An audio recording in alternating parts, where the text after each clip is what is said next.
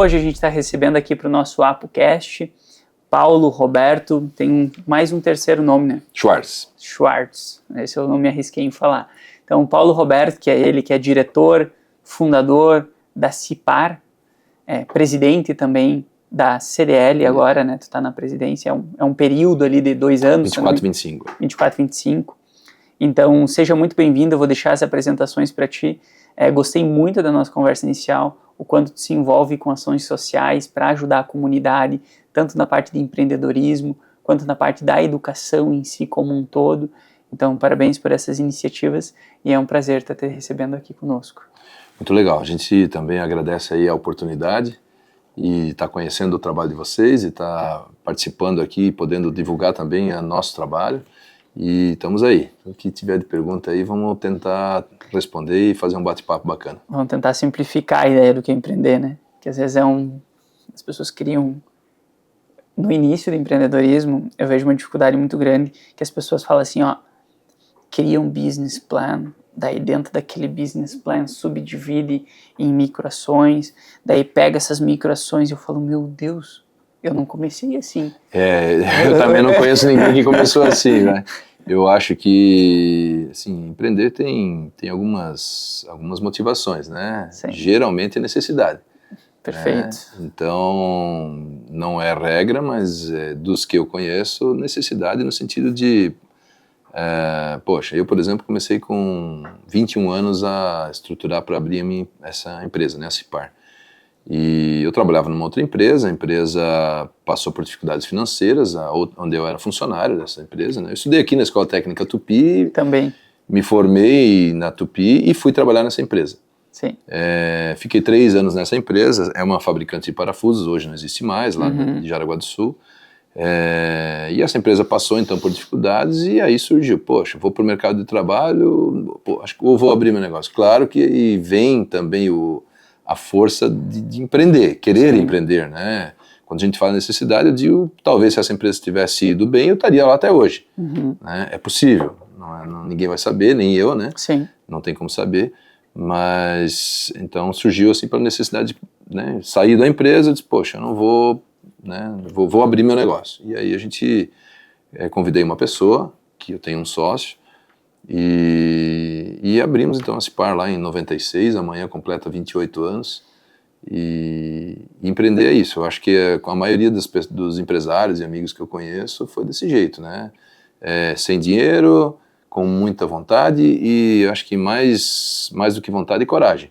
Exatamente. Então, e aí às vezes vem, claro, um apoio da família, que é muito importante no primeiro momento para suportar ali, né? No meu caso, eu tinha 21 anos, morava com meus pais, então meu pai sempre disse, olha, comida e moradia Não tu vai tens faltar. aqui, não vai te faltar. Então, sempre muito incentivado pelo meu pai, pela minha mãe, no sentido de vai, abre, né? Mete a cara, vamos lá. Muito bom. Então, eu sempre tive esse incentivo.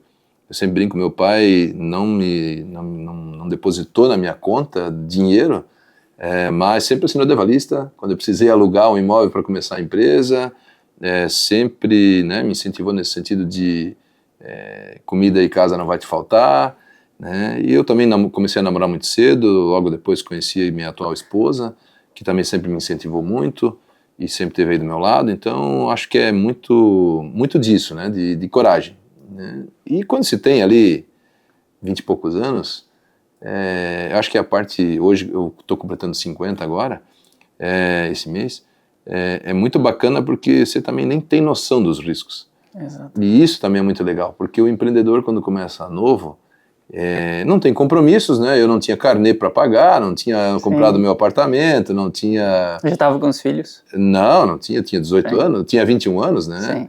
Eu tive filho com 34. Então, assim, não tinha ainda compromissos financeiros assumidos, então estava pagando o consórcio de um Fiat Uno aí, né? E que eu tinha sido sorteado 8 meses antes até de abrir a empresa, acabei vendendo e colocando na empresa. E foi com que eu abri a empresa, com Fiat Uno, valor equivalente. E meu sócio também. Então, assim, eu acho que isso é muito bacana também de começar novo, né? Porque você tem tem tudo ainda para Tudo pela frente. Tudo pela frente para poder corrigir a rota caso precise, e vai precisar muitas vezes ao longo da jornada, né? Teve isso a gente nem conversou, a gente ficou entrando em vários assuntos desde que chegou aqui na empresa.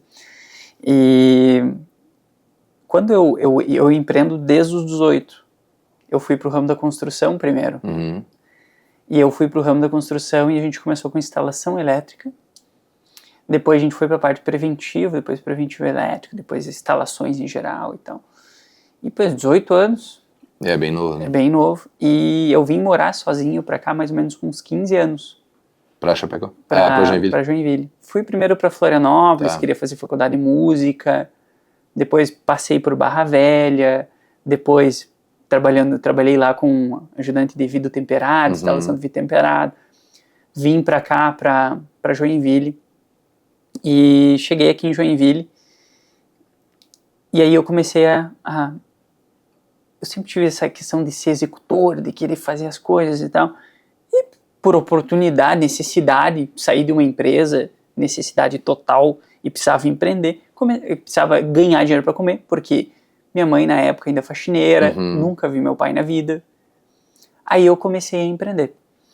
E eu comecei com instalação, coisinha pequena, tomada, porque eu tinha aprendido na empresa anterior, algumas coisas assim e tal.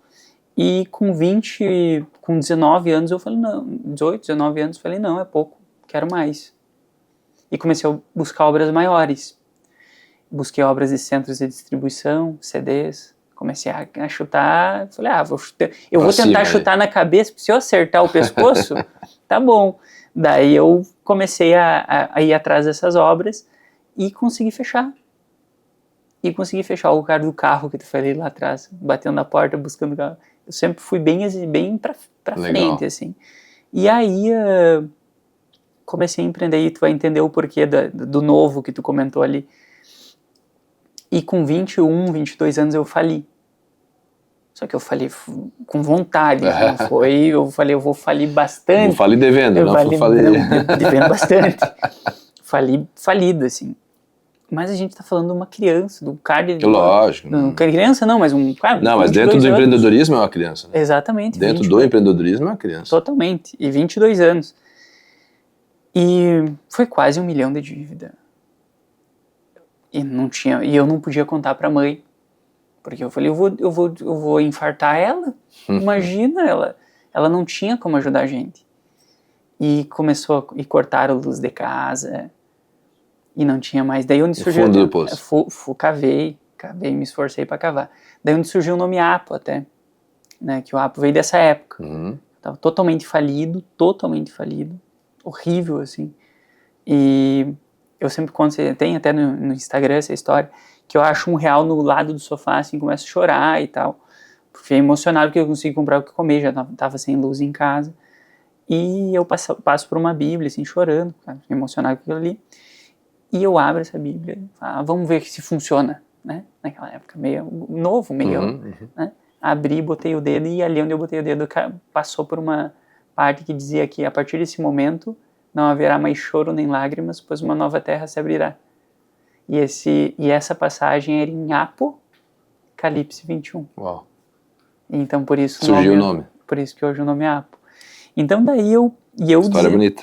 E aí eu me desesperado ali, querendo sobreviver daquele momento, porque até tinha obras rodando, só que eu estava em um estágio que eu não queria mais aquilo. Eu só queria me livrar daquilo. Não me importava se estava com dinheiro, tinha que entregar para fechar o ciclo. Eu queria fechar aquele ciclo.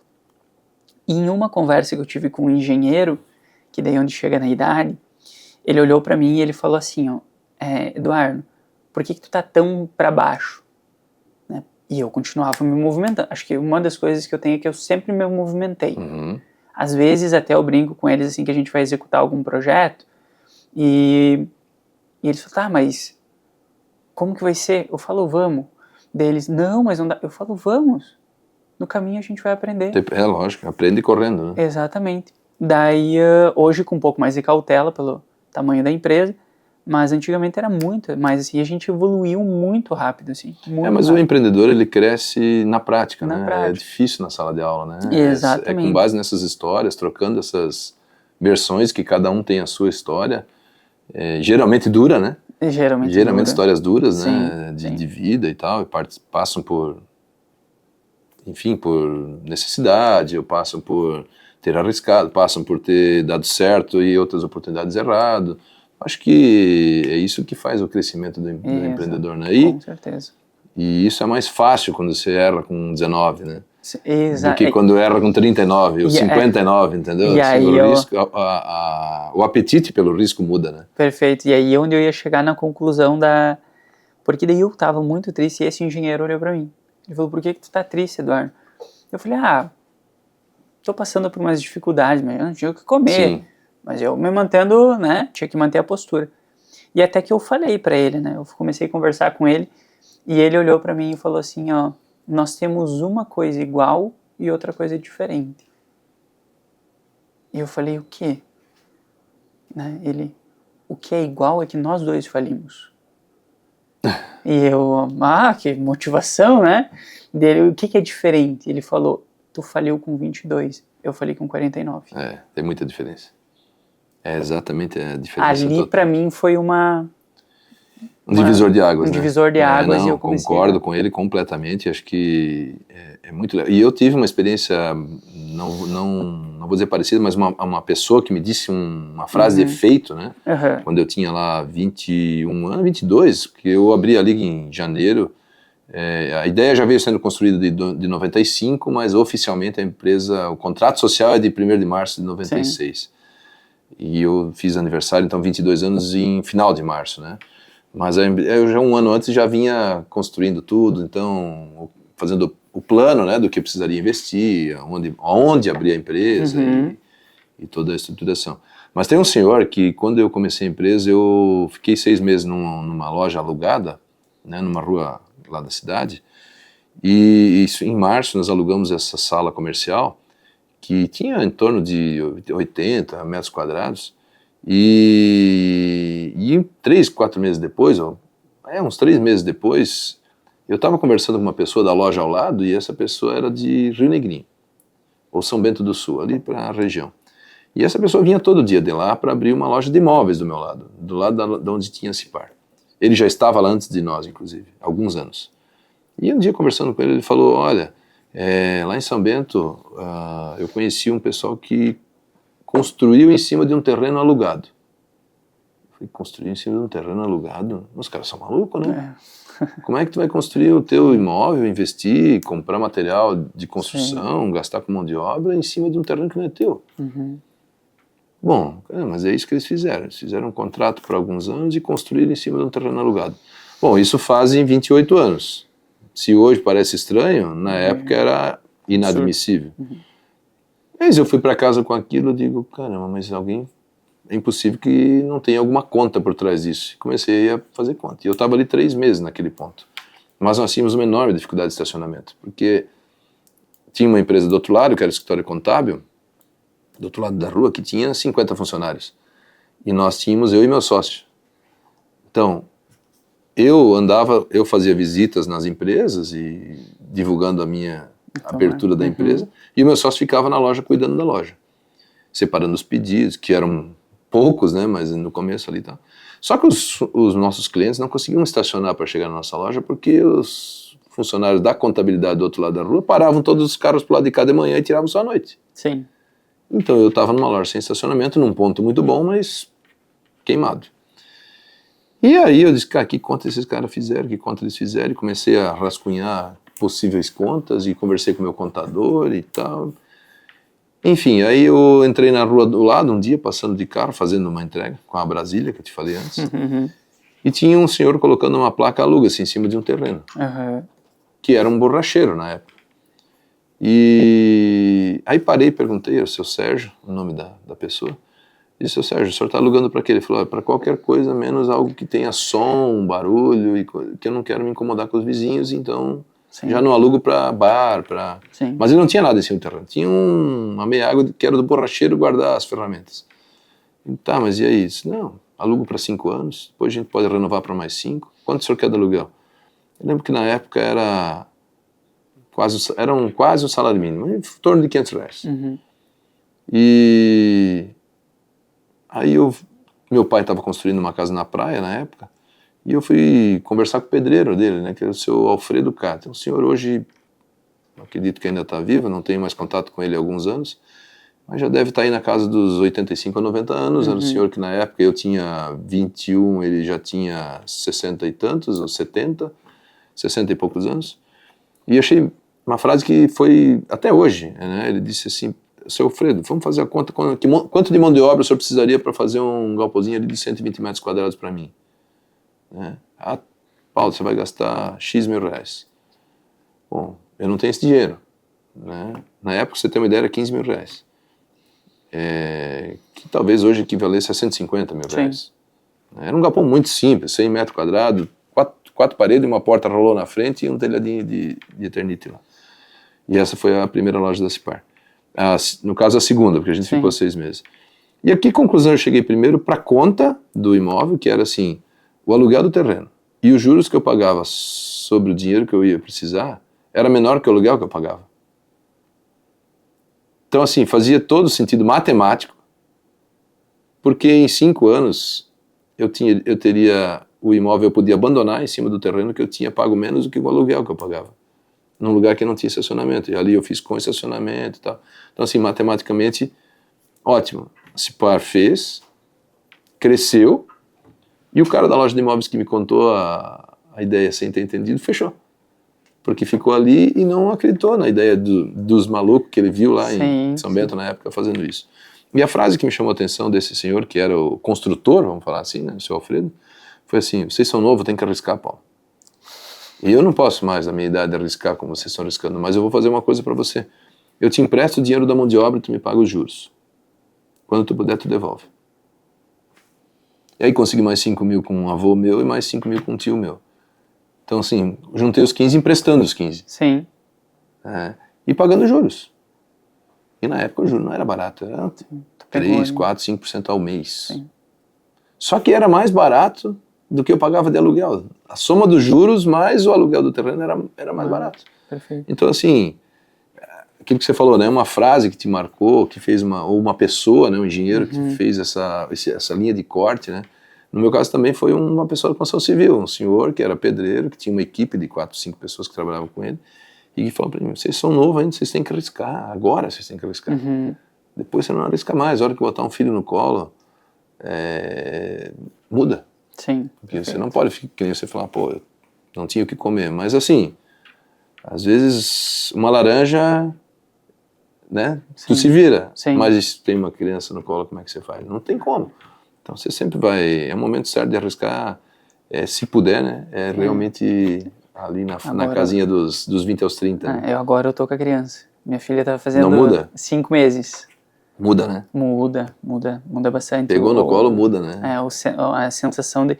E responsabilidade, né? E sabe que pra mim foi muito difícil, porque como eu não tive a referência paterna, eu ficava me cobrando muito, assim, o que é o sentimento no final das contas, o que eu tenho que sentir. E eu conversava com a minha mulher, uma pessoa maravilhosa, meu Deus do céu, e eu falava: então, Lari, será que agora isso foi engraçado, que eu sou muito focado em empreender, isso foi minha vida. Parece que foi uma forma de descontar até muita coisa, né? E chegou ali e a Cecília nasceu, minha filha, né? E aí eu falei pra ela: tá, mas e agora? Como que eu sinto? O que eu tenho que sentir? E eu ficava naquilo: o que eu tenho que sentir? Mas é natural. É natural, né? Eu acho que eu vejo muitos pais falando isso, né? Homens, né? E eu olhava pra ela: mas tão pequenininha, ela nasceu com 2,5 kg. Super pequenininha.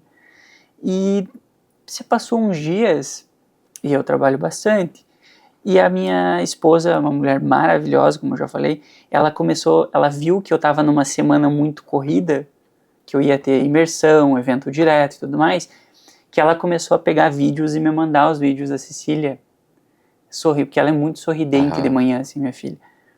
Aí ela simpática. Falou, demais. Daí ela falou assim, ó, no vídeo: oi papai, não sei o que, o senhor, você pode ficar tranquilo que eu sei que você está trabalhando, mas eu te amo do mesmo jeito. Ó, até me emociona. Falou em filho, mexe, né? E daí E isso me emocionou muito. Daí eu na frente do computador assim, e eu falei, então será que isso é o sentimento de amor? Com certeza é. Daí eu segui trabalhando, né? Daí eu falei, deve ser isso o sentimento de amor. E segui trabalhando. Aí depois eu cheguei em casa e conversei com ela sobre isso. Daí eu falei, como as coisas vão, como esse amor, ele vai como se fosse, vai se entrelaçando em ti. E você vai ver a hora que ela interagir contigo, né? Porque com 5 meses, mas a hora que tu fizer aí 1 ano, começar a andar e vir ao teu encontro, pular no teu... muito, muito bom. É uma fase maravilhosa. Sim. Eu tenho uma menina que vai fazer 16 anos agora, e obviamente é o porquê a gente... Chega um momento que você, assim, você quer empreender porque é da tua natureza, porque você... É uma realização pessoal, mas chega um momento que você quer continuar empreendendo porque tem alguém, exatamente, né, para dar continuidade ou para deixar bem, né, para, enfim, para ter uma vida boa, para filho, né, para, poxa, tá aqui. E a minha filha é muito importante, obviamente, e acompanha já, inclusive, algumas atividades que eu faço, né. Eu tenho por hábito, assim, eu não faço um evento, eu faço na Cipar, né, quando eu faço evento de uma festa para o Dia do Trabalhador, uma festa para o encerramento do ano, no Natal, ou algum churrasco com a galera, minha filha sempre junto, desde pequena. Então, assim, não vou dizer com 5 meses, mas né, desde ali de 3, 4, 5 anos, né? Minha esposa e minha filha sempre estão nos jantares, sempre estão onde está a minha equipe, justamente para quê? Para trazer essa cultura dentro já dela, do natural, para que seja orgânico. Por parte do que ela pensa, da maneira que ela age, para lidar com pessoas, para entender que o empreendedorismo, né, tem diversos dias bons, mas tem também os dias aí de sufoco, né? Então, acho que é muito bacana a gente trazer essa moçada, você vai passar por essa fase mais para frente, né? Depois dos 10, 12 anos, antes também, né? Mas assim, mesmo quando era criança, traz para brincar.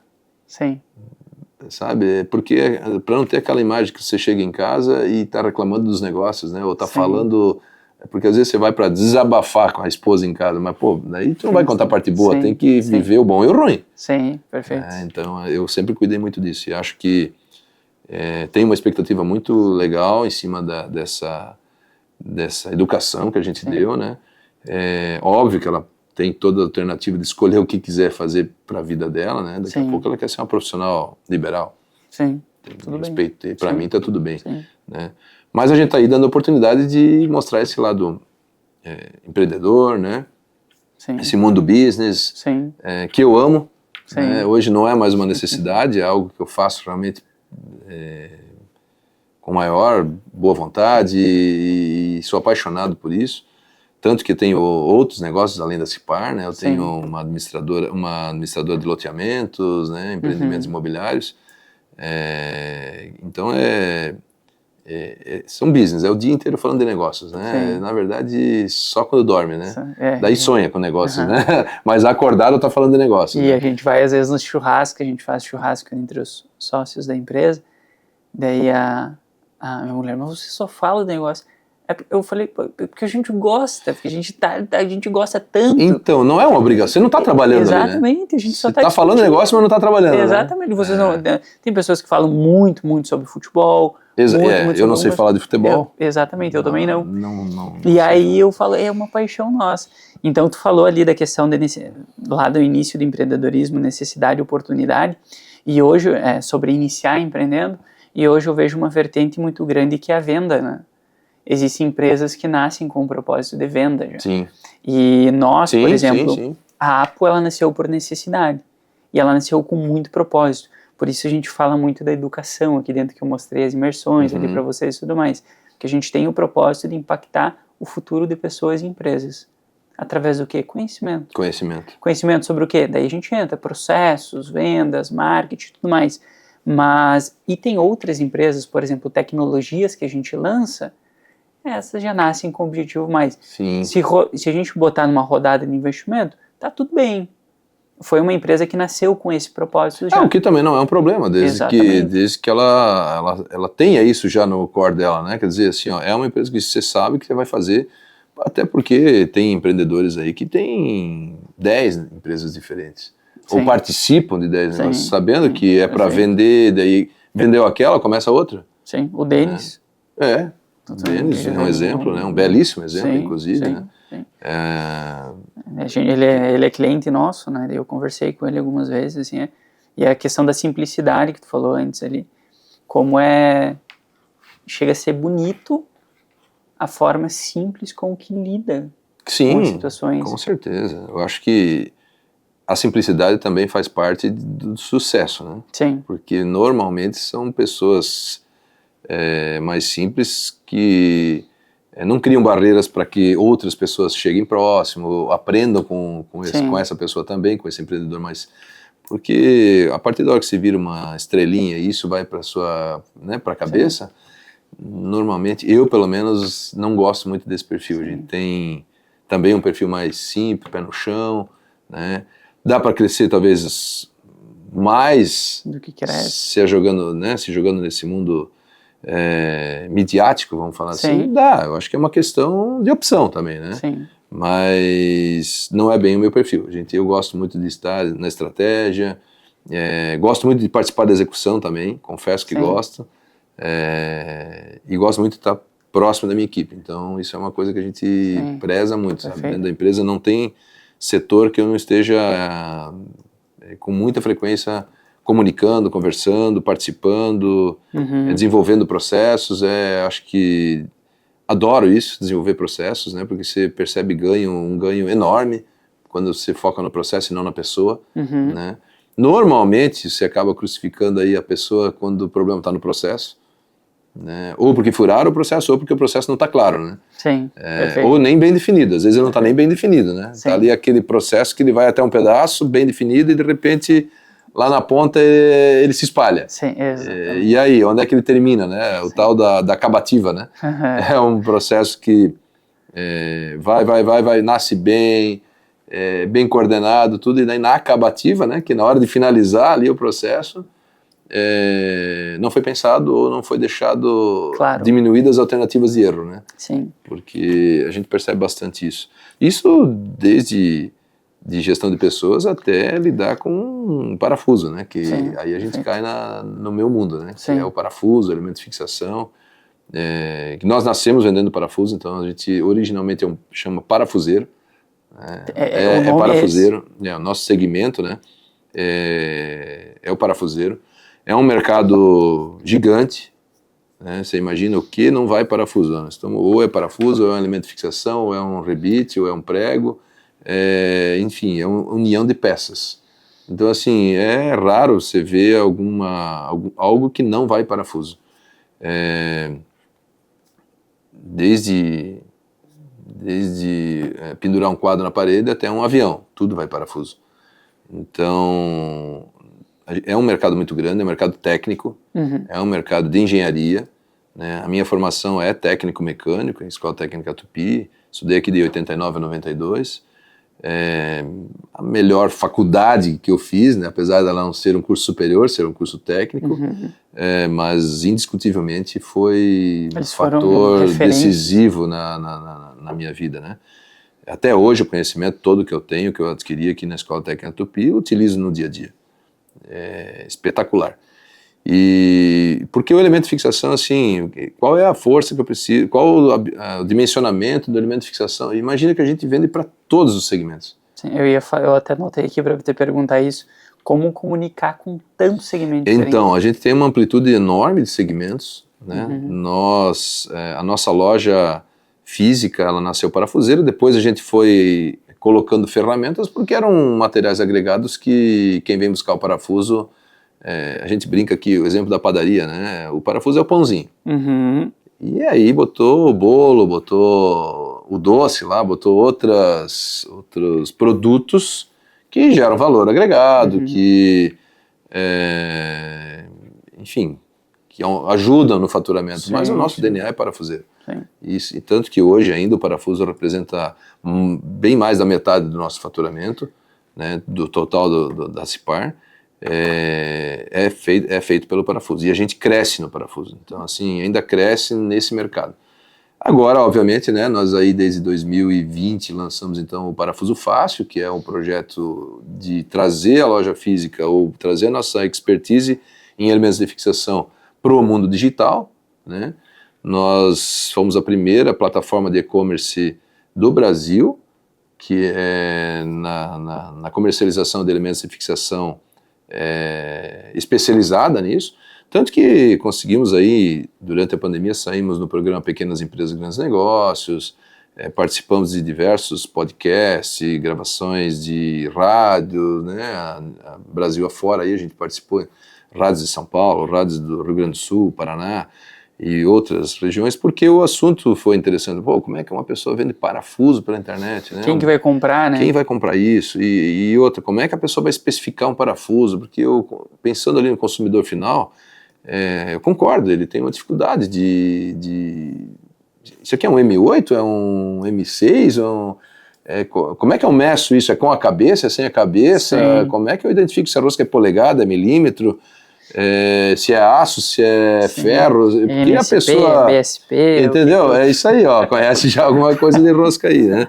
Então, assim, como é que eu identifico isso? Como é que eu faço com o consumidor, pessoa física ali, né? Sim. E o nosso desafio, entrando agora já nessa esfera da explicação um pouquinho do parafuso fácil ali, Eduardo, nosso desafio, o que eu lancei dentro da nossa equipe lá, quando nasceu o projeto em 2017, a ideia do projeto nasceu em 2017, final ali de 2017, aí eu fiquei um ano pesquisando sozinho se existia alguma coisa já nesse sentido em outros países, porque no Brasil não existia, né? Pesquisei Estados Unidos, pesquisei Europa, diversos países da Europa, alguns termos, fui pesquisando alguns termos em cada idioma, daí pesquisava na internet para ver se encontrava naquele idioma, quer dizer, o que também prova que hoje a gente tem aí como fazer um trabalho de pesquisa bem amplo, sem se deslocar, sem ter o custo de viajar. Né? Bem mais fácil. Já estamos aí há alguns anos nessa era digital e isso tem que ser bem explorado pelo pequeno empresário, pelo empreendedor, pelo lojista, e nós exploramos isso muito bem. Eu fiquei um ano com essa ideia meio que sozinho na cabeça, depois registrei o Parafuso Fácil como domínio e como marca, e após isso comecei a montar uma equipe. Então em 2018 montei uma equipe, convidei uma pessoa primeiro já de dentro da empresa, para trabalhar comigo então esse projeto. E o nosso desafio, a primeira coisa que foi lançada é assim: eu quero vender na internet do mesmo jeito que eu vendo na loja física. Eu não quero ter restrições na internet. No sentido de, na loja física, se você ir lá com um parafuso, eu te vendo um parafuso, uma peça. Pô, mas aí na internet vai ser um negócio inviável, porque custa centavos um parafuso. Bom, é uma premissa do negócio, vender como vendemos na loja, aquilo que vendemos na loja física. Então, se a pessoa quer um, ele vai comprar um. Viabilizar isso é uma conta, mas esse era uma premissa. E outras, como a loja física atende. Eu quero como é que a pessoa vai identificar esse produto? Então, poxa, como é que eu vou fazer a melhor especificação possível na minha plataforma para que a pessoa consiga achar fácil, em menor número de cliques possíveis e tal. E eu achei, na época, num dos países que eu pesquisei, uma plataforma que já tinha, em 1996, aberto o digital, né? Então, imagina, eu comecei em 96 com uma loja física. Sim. O cara, em 96, ele já tinha 20 ou 30 anos de loja física e foi para o mundo digital. Não sei se em 96 ele já abriu a plataforma ou se ele, vamos dizer, o e-commerce em si. Não consegui contato com essa empresa. Tentei agora em janeiro, eu estive nos Estados Unidos e fui tentar contato com essa empresa, mas acabou a gente não conseguindo essa visita. E foi extremamente importante para mim como um case, mas a gente já nasceu melhor do que aquela plataforma se apresentava no momento que eu fiz a pesquisa. Então, a gente chegou a contar, na época eles levavam acho que 10 ou 11 cliques para conseguir chegar na última, e nós já nascemos com 7 cliques. Então, assim, a gente já conseguiu fazer algo com uma performance melhor e mais intuitivo, né? E realmente ficou uma plataforma até hoje, assim, a gente acompanha e evolui ela, muito fácil para quem não conhece. Mas, como eu disse antes, atender como uma loja. Então a gente já montou uma equipe de vendedores, tinha lá na época, contratamos uma pessoa para vendas, né, que fizesse o suporte, perguntas do chat, elas têm que ser respondidas muito rapidamente, a pessoa está ali na frente, já tem que ter alguém respondendo, e isso até hoje funciona muito, muito, muito bem. E aí a gente vem crescendo nesse projeto, é o nosso projeto de digital, né, transformação da nossa empresa no digital. Ele hoje já representa 2 dígitos dentro do nosso movimento financeiro, e indo já para a segunda casinha ali dos 2 dígitos, daí já chegando próximo aos 20% do que nós movimentamos, né, em todos os canais, na soma de todos os canais, que é a loja física, televendas. Nós temos uma outra linha de máquinas também, que chama Marca Alverk, que também faz parte desse projeto. Então a gente tem segmentado, a loja física é um gerente, é um responsável, o telemarketing tem outro responsável, e o digital do Parafuso Fácil tem outro responsável. Então assim, são 3 gerências, são 3 equipes separadas. O digital, no meu entendimento, não deve ou não é muito viável que seja colocado dentro da empresa junto com outros canais. Perfeito. Eu entendi isso desde o início como sendo também uma premissa básica do negócio. Falei, e a gente até teve alguns, vou dizer conflitos, mas alguns questionamentos internos. Por que não está na minha pasta? Por que né, eu já estou aqui gerenciando tudo isso, por que eu não posso tocar mais isso? Então assim, não é questão de capacidade, não é questão é questão de estratégia. Sim, perfeito. Né? Você vai ter alguém aqui respondendo por um projeto e esse projeto tem que se tornar sustentável. Sim, exatamente. Né? E está aqui o nome da pessoa que vai fazer tornar. Ele não pode ser sustentável porque o outro projeto está cobrindo ele. Sim, perfeito. Né? E ele também não pode absorver os custos do outro projeto. Então assim, está aqui os teus custos, é um centro de custo, a gente conversou antes sobre isso. Sim. Ele é um centro de custo separado, é um centro de custo único, né, dele, e tem alguém que tem nome para ele. Sim. E a maior dificuldade quando você entra no digital é essa compreensão. E a gente lida com diversos clientes e a maioria no início tem a ideia de que vai abrir o e-commerce de 2 uma. Ou vai abrir o e-commerce para fazer uma renda extra, que não tem nem o que discutir sobre isso. Na pessoa física, muita gente faz isso, né? Sim, que entra lá no Mercado Livre, começa a vender umas coisinhas de forma não profissional, né? Exatamente, que daí acaba complicando o restante do mercado. Exatamente, atrapalha o mercado. A gente nem... E não é uma empresa, né? A gente está falando de outra, não é empreender, né? Perfeito. Da maneira com que a gente entende, né? Sim, não, totalmente. E tem outra questão também, que vai abrir o e-commerce e 2 meses depois do e-commerce tem que ser o maior faturamento da empresa. Também não é verdade. Que é uma curva, é trabalho, é erro. É uma curva, é trabalho e é investimento. Investimento. Obviamente que por um bom período, até ele chegar no ponto de equilíbrio financeiro, ele é sustentado pela operação principal. Sim. Né? Não tenha dúvida disso. Não é diferente no nosso caso, não foi diferente no nosso caso. Televendas era para atender, e não é isso. Sim, né?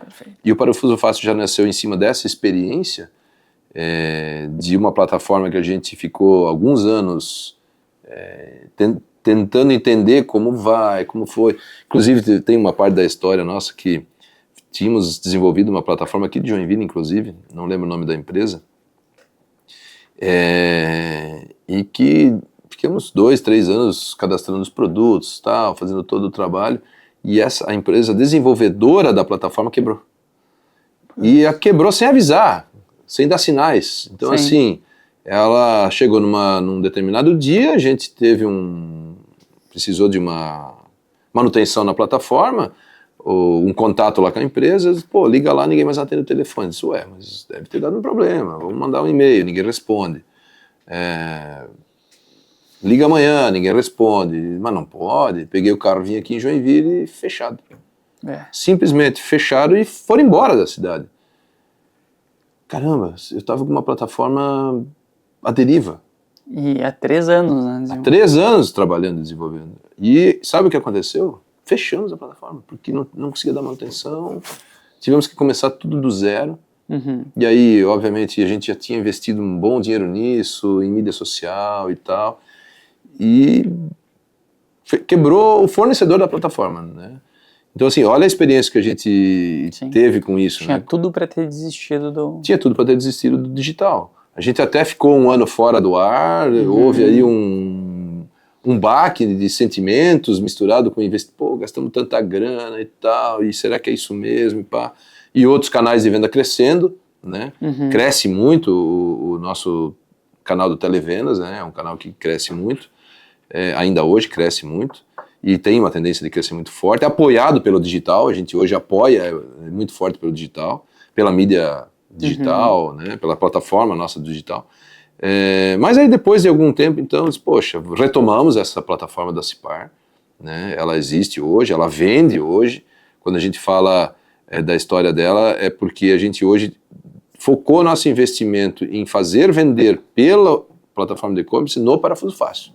A outra plataforma é mais uma plataforma de apoio, de leads, né, para a linha de ferramentas e tal, mas a meta de emissão de pedidos direto na plataforma é no Parafuso Fácil, né?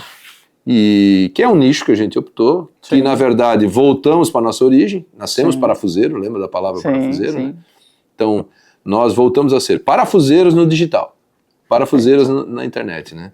E tem dado muito certo. Então, hoje nós somos aí líderes nesse segmento no Brasil, fomos o primeiro, quando se fala líderes no digital, né? Sim. Perfeito. E a gente já foi, eu sempre brinco, nós temos empresas muito grandes, inclusive aqui em Joinville, né? Empresas muito grandes no ramo de parafuso, fabricantes de parafuso. Nosso polo aqui no sul, aqui em Santa Catarina, é muito forte. São Paulo e Santa Catarina são os dois estados mais fortes de fabricantes de parafuso. Não só Joinville, né? Blumenau, enfim, outras cidades aí que tem fábricas de parafuso. E nesses 20 e tantos anos de empresa, a gente foi visitado pela primeira vez por diretores de fábricas, inclusive multinacionais, que vieram nos visitar por causa desse projeto do Parafuso Fácil.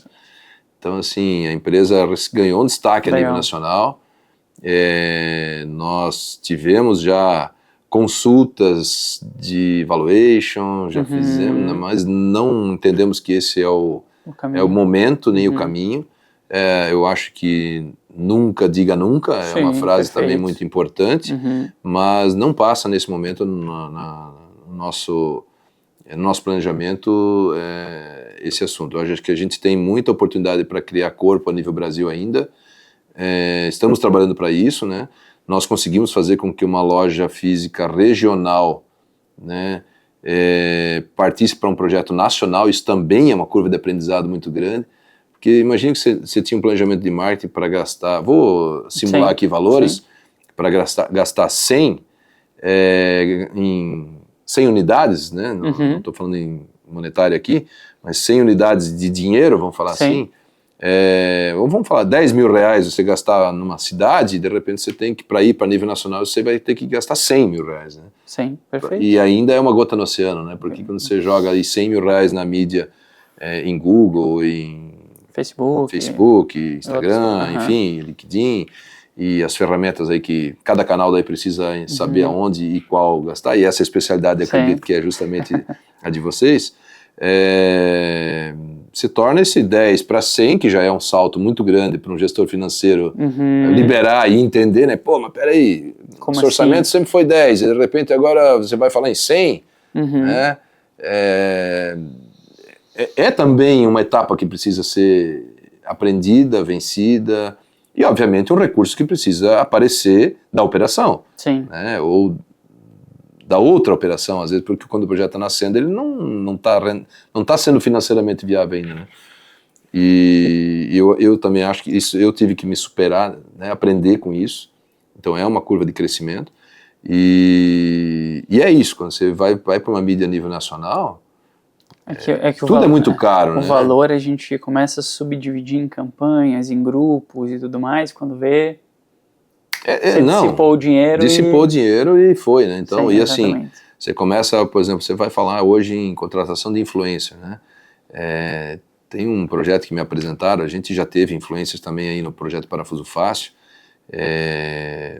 Marcenaria Fora da Caixa, não lembro o nome de um ou dois aí que a gente fez umas experiências, tudo são experiências, a gente foi fazendo, deu legal, a gente achou que fez o papel dele, muda, tira, né? Quer dizer, adaptação. É adaptação e, novamente, não é escrito em pedra, né? Então, assim, ficamos 6 meses com um influencer, eu acho que ele atendeu um público que a gente queria, agora vamos para outro. Mas aí você vai pegar, por exemplo, influencer, ou artistas aí que para fazer uma mídia para você, caramba, você vai gastar São Paulo, o custo é R$200 mil para fazer uma gravação por 6 meses, né? Você vai gastar, mas eu quero fazer uma mídia só para Santa Catarina, ou só para uma região. Pô, aí você vem para R$20 mil, só para ter uma relação. Então, assim, tudo também continua dependendo de aonde, que mercado, qual o tamanho do mercado, qual a força que você... qual a abrangência, né? Apesar de vocês não terem a vertente digital, eu me impressiono com a maturidade que vocês tiveram nessa fala de iniciar o digital já. Vocês iniciaram da forma correta. Então, nós, Eduardo, nós fizemos como se fosse uma outra empresa. Que é o ponto. Né? E nós entendemos o seguinte, o que nós tínhamos de mídia para gastar no início, eu considerei como sendo o aluguel para abrir uma filial. Então, assim, como é que eu abro, quanto me custa abrir uma filial de uma loja física? Sim. Vai me custar R$20 mil de aluguel. Estou simulando aqui novamente o valor. Então, de cara, vocês têm 20 mil para gastar na mídia digital. Assim, a gente determinou o orçamento para, na nossa maneira de trabalhar, nós abrimos uma filial. Sim, ponto. Está aqui a filial, só que ela é digital. Sim. Mas nós abrimos uma filial. O que eu iria gastar com pessoas? Eu ia precisar de um gerente, eu ia precisar comprar tanto em prateleira, eu ia precisar... de uma pessoa no caixa, eu ia precisar disso. Quanto isso me custa? Isso me custa 50 por mês. Sim. Então a empresa digital tem os 50. Sim, perfeito. Mas ele não vai ter um caixa, ele não vai ter uma prateleira, não, mas ela iria gastar os 50 para abrir uma filial. Sim. É uma mentalidade. Então eu tenho a verba equivalente.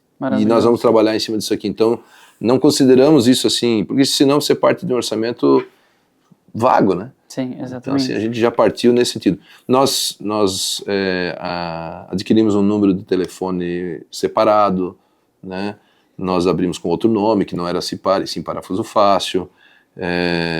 Então, assim, na verdade a gente está usando a estrutura física da Cipar, né? Mas é uma ilha separada dentro da empresa. Nós estamos numa ilha no sentido de a operação, ela roda dentro do mesmo departamento de vendas, mas com uma gestão e um espaço separado, independente, né? E ela usa hoje, o que ela compartilha com a operação normal é a logística. Perfeito. Né? Óbvio que nós tivemos que aprender também muito com a logística, porque nós tínhamos uma logística para uma entrega num raio de 100, 150, dentro do estado. Sim. Né, de Santa Catarina. E nós tivemos que botar material em Manaus, nós tivemos que botar material em 24 horas em São Paulo, nós tivemos que botar material no interior do Rio Grande do Sul. Quer dizer, aí começou um aprendizado de logística que também levou mais de um ano para ajustar, para conseguir parceiros certos, né? Viáveis, porque às vezes eles eram certos, mas como o nosso produto é barato, né? Quando você vai falar em 1 ou 2 parafusos,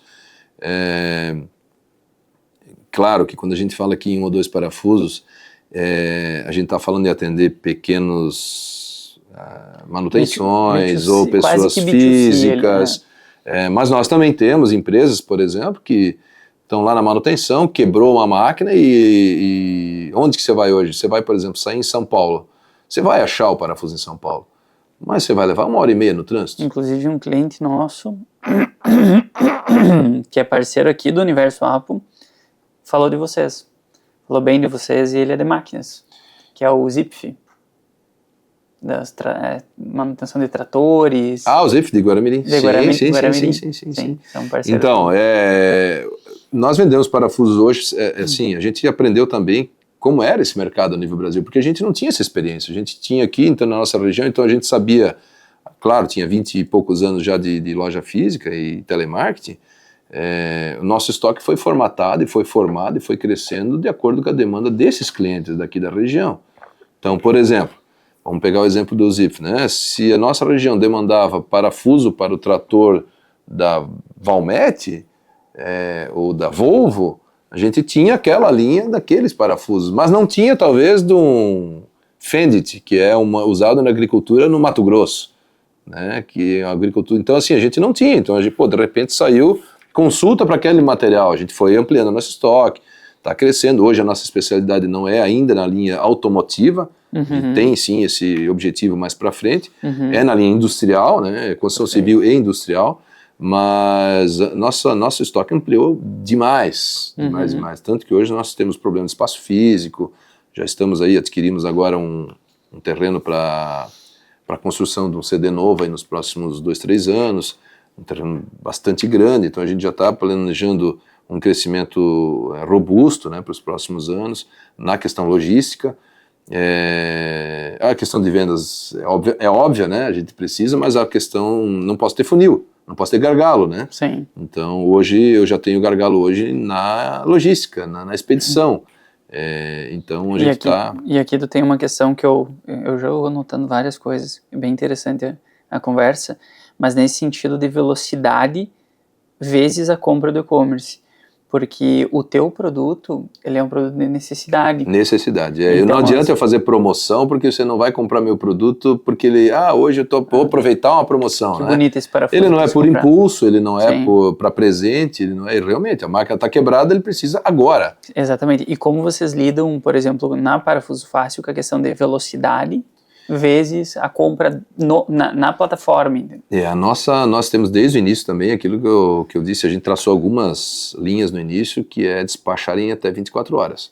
Então nós temos, obviamente que eu não consigo ainda, nós já temos planos aí para, mas aí é bem estratégico ainda, de te atender em 1, 2 horas se você estiver no Nordeste, se estiver em São Paulo, se estiver, né, não tem como porque eu tenho deslocamento, sim, né? Sim. Mas o nosso primeiro número é despachar o material em 24 horas, então assim, ele tem que estar na rua em 24 horas. Legal. Né?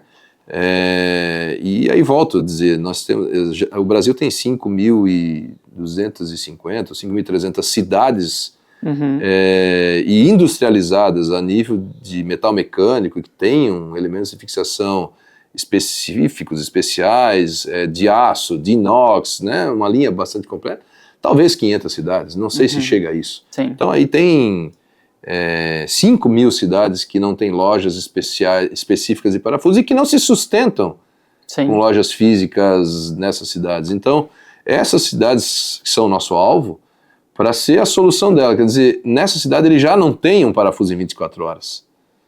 Entendi. Mas ele não sabe disso. Isso não está na cabeça dele. Exatamente. Então, o nosso desafio está em, hoje, ainda nos tornarmos, assim, a necessidade já existe. O que nós precisamos é divulgar e materializar isso, de que essa pessoa consulte na internet e já diga, opa, eu tenho a solução, que às vezes ele vai sair, por exemplo, de uma cidade para outra, vamos supor aqui, citando a nossa região, ele vai sair de São Francisco do Sul, que talvez não tenha uma loja especial, e vem para Joinville procurar. E talvez não ache. Sim. Porque está em falta de estoque, ou porque também não tem a linha é muito grande, né? A linha é muito grande. Hoje nós temos aí em torno, na Cipar, em torno de 30.000 itens, códigos de referência, e só de elemento de fixação está chegando em 20.000 itens de códigos diferentes. Então você imagina que... E ainda não tem tudo. Você vê, não estamos com a linha automotiva completa, né? A linha agrícola, então tem uma linha ainda, dá para dobrar isso, dá para chegar em 40.000 itens pelas nossas estimativas aí, e não tem fim, né? Então assim, se a pessoa vem de São Francisco, vem até Joinville e não encontra, quanto tempo ela perdeu? Né? Qual o custo disso? Então ela vai perder aí talvez 3, 4 horas fazendo isso, né? Você vai a São Paulo, as lojas de parafusos estão centralizadas em um bairro em São Paulo, né? Pô, você vai sair do outro lado da cidade para procurar um equipamento. Quanto tempo você perdeu no trânsito? Sim. Quanto você gastou para estacionar um carro? Quanto, né? Tudo que está envolvido nisso. E a tua hora que deixou de trabalhar na empresa? Quanto custou? Então, assim, a gente não... Quando a gente fala que vende um parafuso, eu sempre tenho um amigo que diz, você não vende o parafuso, né? Você vende o quadro na parede, você vende a máquina rodando de novo, e é a solução que a gente vende, né? Que a gente atende o cliente. Então, tem dado muito certo, a gente tem conseguido atender muita empresa, Nós fizemos venda para empresas que a gente nem imaginava que talvez tivesse essa oportunidade, Marinha do Brasil, nossa, Petrobras, tem que ter homologação, sim, mas quando é uma necessidade que a máquina está parada e a gente tem controle de qualidade, a gente tem certificado de qualidade, tem ISO 9000, a empresa já vem estruturada da CIPAR, então assim, a gente já sai de uma bagagem, uma expertise e uma estrutura muito bem montada. Nós somos bastante organizados, muito focados em processo, e isso, quando a gente levou para o digital, foi reforçado mais ainda, porque para dar essa velocidade, para dar essa garantia, eu não posso mandar uma embalagem com parafusos daqui para Manaus e chegar lá e dizer que faltou 2 peças. E o cara não conseguiu montar a máquina dele. Sim. Ou recebi errado, né? Se eu disser para você que não acontece, mentira, acontece. Mas o índice é muito baixo, a gente tem isso tudo controlado, né? Então, hoje nós estamos falando em 0,2% de tudo que sai, que chega no consumidor com algum tipo de diferença daquilo que ele pediu. Vem uma peça... Até porque a gente tem, por exemplo, processo de contagem, por peso conta. Né? A gente põe numa balança 100 peças e depois começa a pesar o restante das peças. Então, existe uma pequeníssima variação, né? Mais explicada e às vezes até vai algumas peças a mais. Mas assim, a gente tem conseguido entregar soluções para empresas e o muito bacana disso, quando a gente pensa, então vende sempre de 10, 20, 30 peças, não. A gente tem atendido pedidos muito grandes, porque você fideliza às vezes esses clientes, opa, você me socorreu numa manutenção, mas eu uso esse material, outros itens aqui na linha de produção. É assim que vocês atendem? É desse jeito que a gente... Opa, vamos conversar então para me atender na linha de produção? E isso, obviamente, é o que a gente busca, né? Que você está ali atendendo a necessidade do 24 horas, né? Da emergência, mas depois, na hora de uma consulta, na hora do volume, a gente participa também. Sim. Então, esse é o nosso alvo. Para o crescimento de vocês, eu vejo uma questão muito logística no meio. Aí entra a ideia de que, por exemplo, São Paulo é um maior polo industrial do Brasil. É o maior consumidor hoje do nosso projeto. E a gente segue naquela região ali. Por exemplo, a gente pega Minas, a gente sabe que a agricultura é muito forte. Muito boa, muito então, forte. Nichado. Também industrial, né? Minas também industrializou bastante. Exatamente. Região do Rio, óleo e gás. Então, quem sabe um centro de distribuição.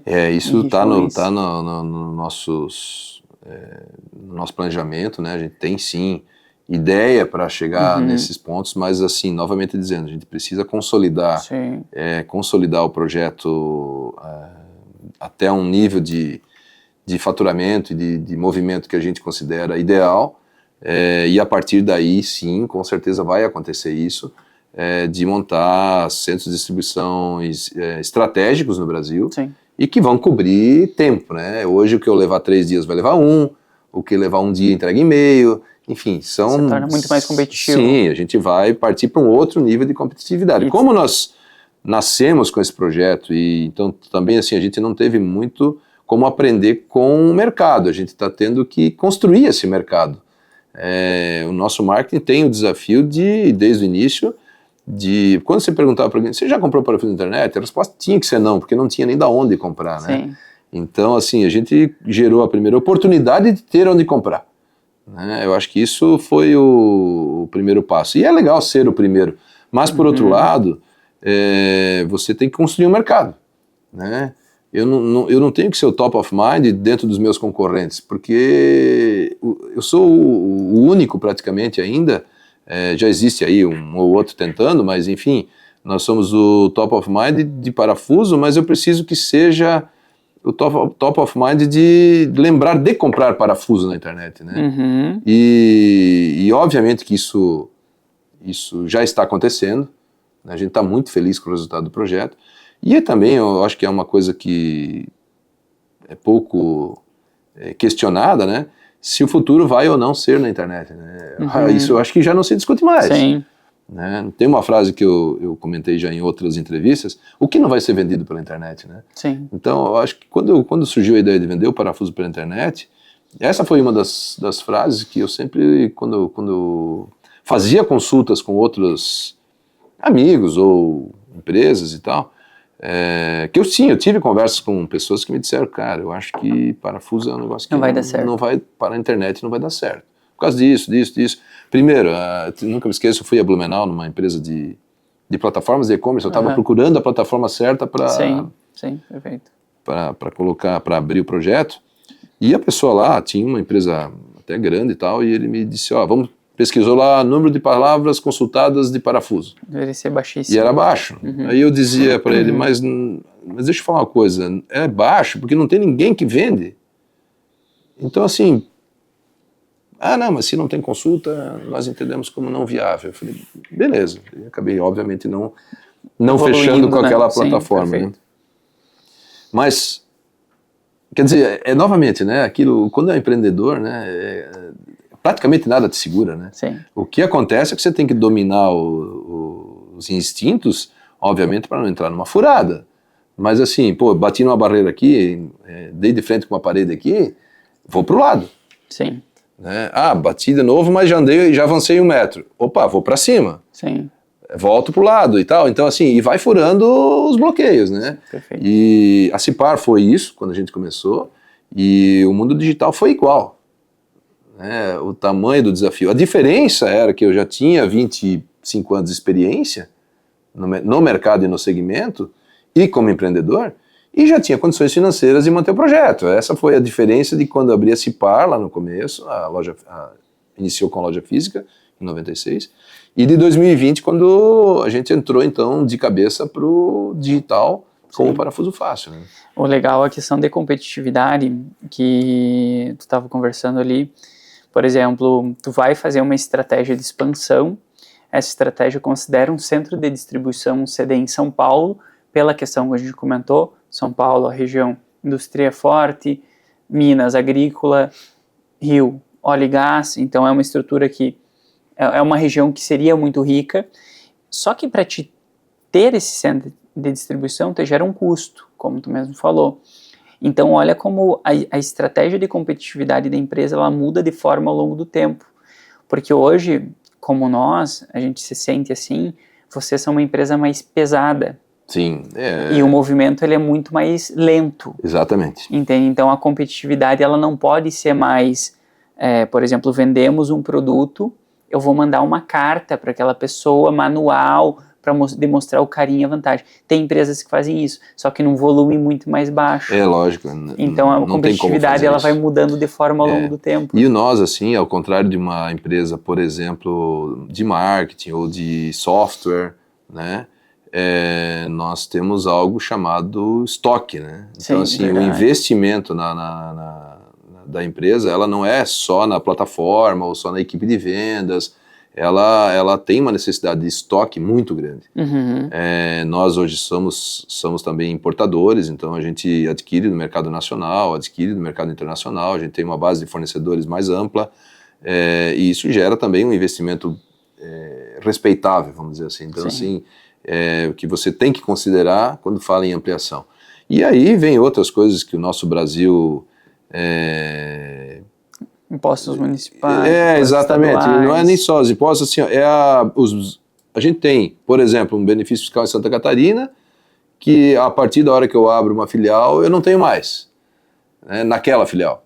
Então, assim, porque os portos de Santa Catarina, o Estado tem uma política, né, e incentiva, e tem dado certo, a gente percebe Santa Catarina crescendo muito forte. Sim. E que quando você vai espalhar isso pelo Brasil, você tem que estudar essa estratégia. Não significa que é um limitador, mas sim uma barreira que precisa ser entendida, né? Às vezes os custos fiscais, dependendo do estado, para aquela linha de produto, não são tão viáveis quanto em outros estados, né? Então, mas enfim, às vezes para atender São Paulo, você pode estar no Espírito Santo, pode estar em Minas, que está do lado, ou até São Paulo, nesse segmento tem, a gente não tem esse estudo completo ainda, mas precisa ser estudado. A parte contábil é algo que todo empreendedor precisa dominar. Perfeito. Né? Eu acho fundamental aí que, da maneira com que a gente tem essa tributação alterando e complexa, você tem que ter uma assessoria contábil boa, de excelência. Ativa, né? Não dá para economizar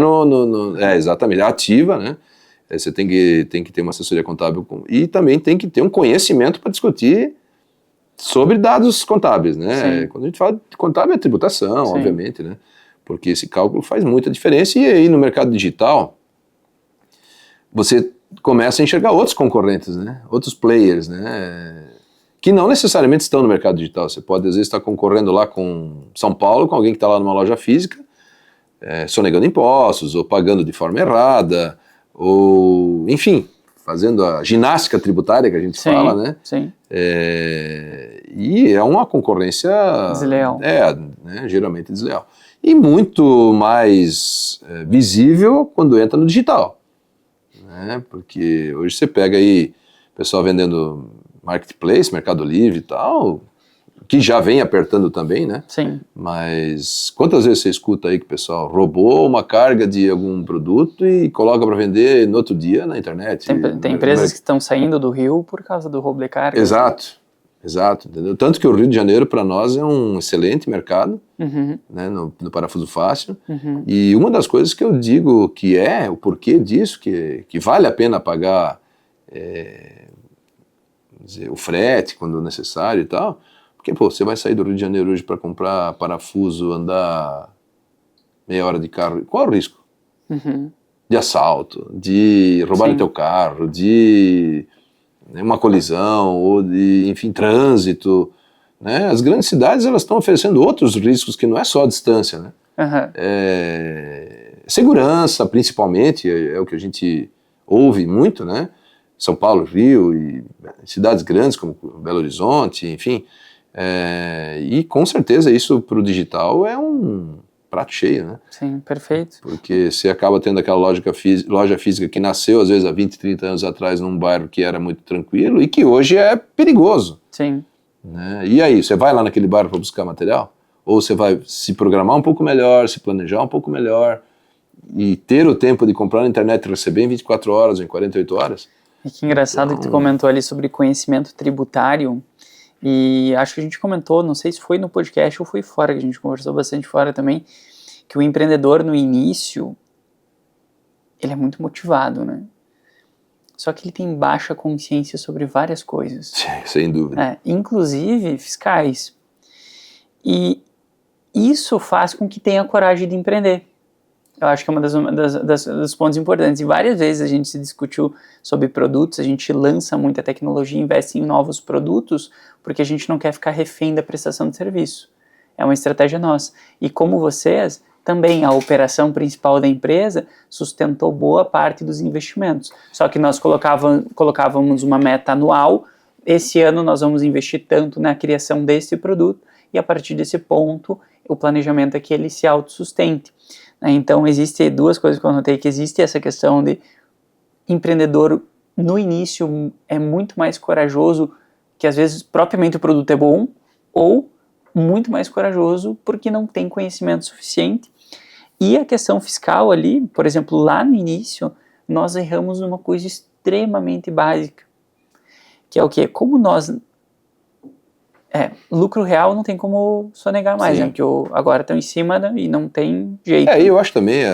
Mas desde o início nós tivemos a cultura de nunca sonegar R$1. Isso que eu queria dizer, não importa se é possível ou não sonegar naquela ou na outra tributação, em todas porque isso é uma questão ilegal e depende da postura de cada empresa, né? Sim. Mas nós também, nós 100%... Isso, na verdade, é falar o óbvio, né? Sim, não. E a gente tem aquele pilar ali na frente, que é corajosamente éticos. Então, não dá para falar e não fazer, né? Exatamente. Então a gente nunca, nem quando era simples, ou a tributação era mais baixa, ou qualquer coisa assim, nunca. Né? Eu acho aí, o que eu ia falar que a gente errou no quê? A gente pegava os boletos e enviava os boletos, só que a gente tinha uma inadimplência muito alta, porque a gente trabalhava com contas empreendedores de início e tudo mais, então, enfim. E a gente tinha uma inadimplência muito alta. Só que a gente emitia a nota fiscal já.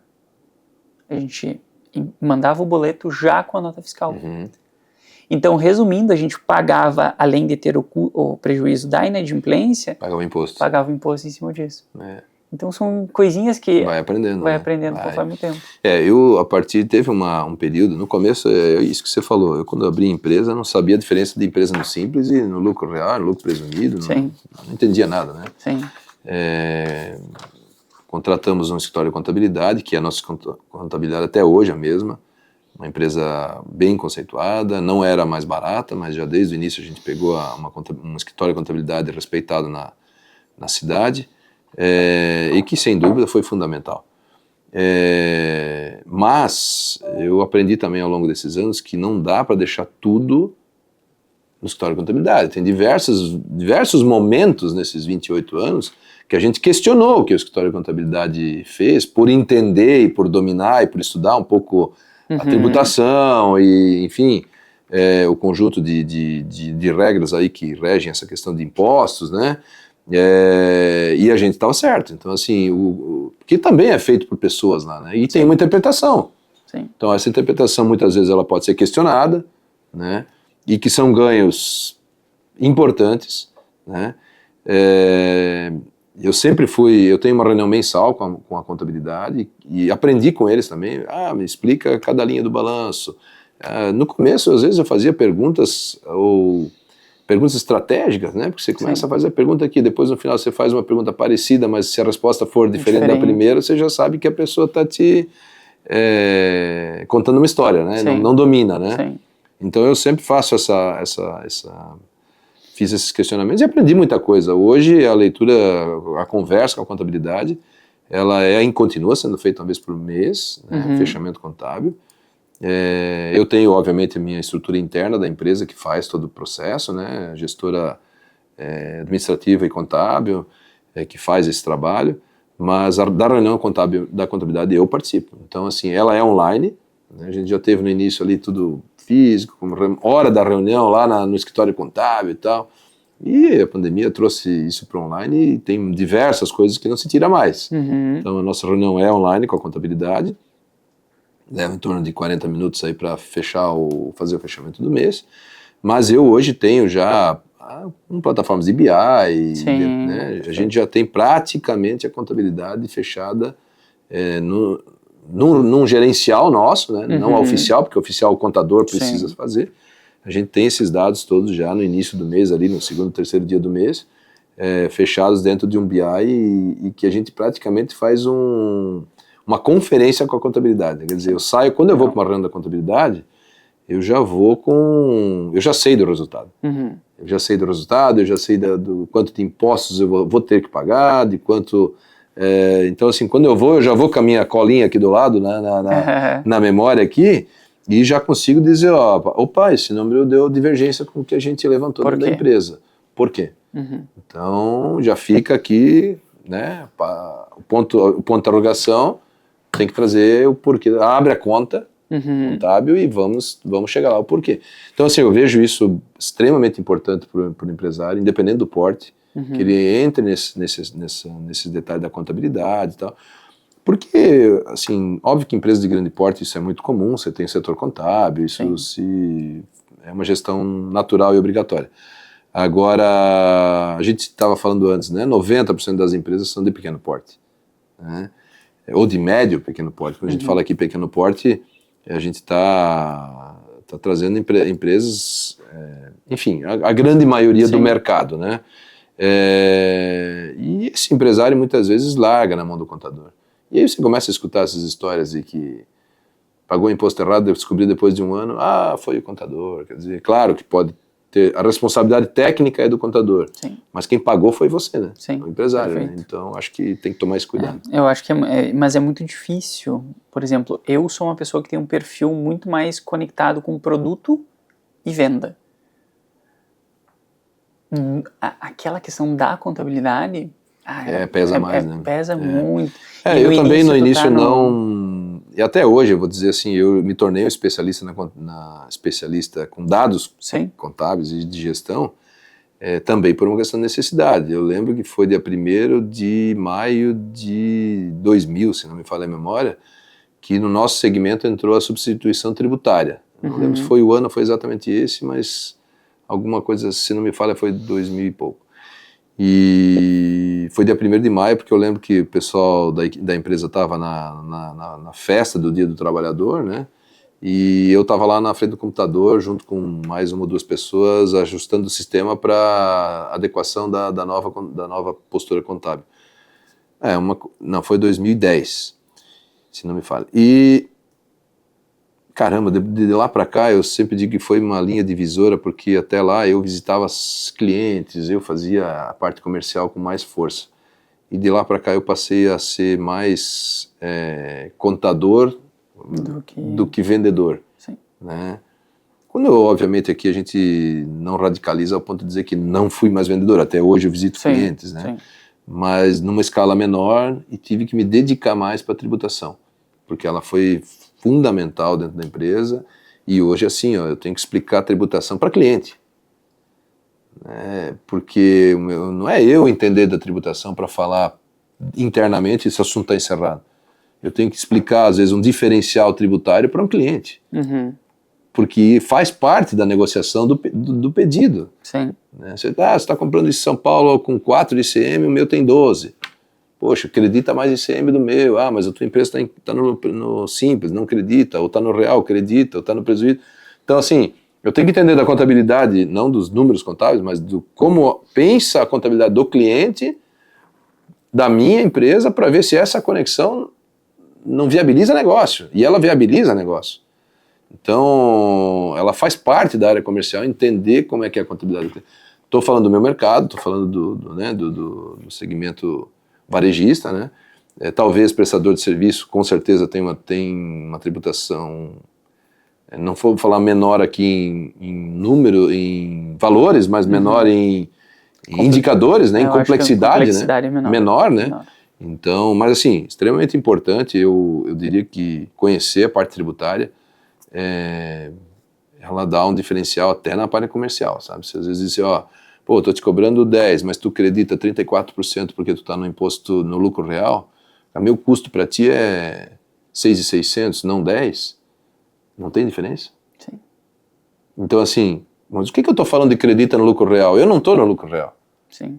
Por exemplo, né, uma empresa que não estiver no lucro real, né, nós estamos no lucro real, se par, mas eu digo no quem não, né, então assim, poxa, a pessoa disse assim, peraí, mas tu vai fazer um cheque de 10, mas 3.400 volta já no mês que vem de abatimento no teu imposto. Sim. Muitas vezes a pessoa que você está negociando não sabe, mas se você explicar, mostrar e falar, pô, peraí, tá falando meu preço ou tá falando meu custo? Sim. Meu custo para ti é 6.600, meu preço é 10. Então, assim, é uma diferença importante, né? E é uma vantagem competitiva que tem que ser explorada. E, querendo ou não, daí como tu falou, treinamento do time de vendas. Com certeza. Orientação, com certeza. Tá próximo. E, assim, eu estou há 28 anos nesse segmento do varejo. Compradores, de forma geral, né? Compradores que eu digo são os compradores dentro das empresas, né? Sim. Tem empresa e tem o setor de compras, então o comprador entende muito pouco de tributação. Sim. Então, eu falo por mim mesmo, eu sou uma pessoa que eu não sou tão... A gente tem o Cris ali, que eu comentei antes, que é diretor financeiro. Não, ele com certeza ele é economista. Domina, Mas é importante que ele passe para a área comercial o básico, obviamente que não precisa ser nenhum vendedor, não precisa ser um especialista, né? Mas eu tenho certeza que o conhecimento disso agrega. Sim. Né? Então, a gente está no salto de transição aí e é extremamente complexo, porque isso juntou muita coisa ao mesmo tempo. A nossa estrutura cresceu muito, principalmente para empresas do nosso segmento.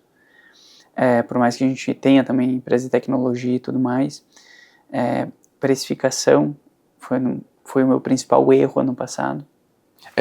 Já falando de precificação, ali você já tem que conhecer tributação. Sim, exatamente. Na verdade, a gente manteve a precificação antiga, aumentando toda a estrutura e qualidade que a gente aumentou.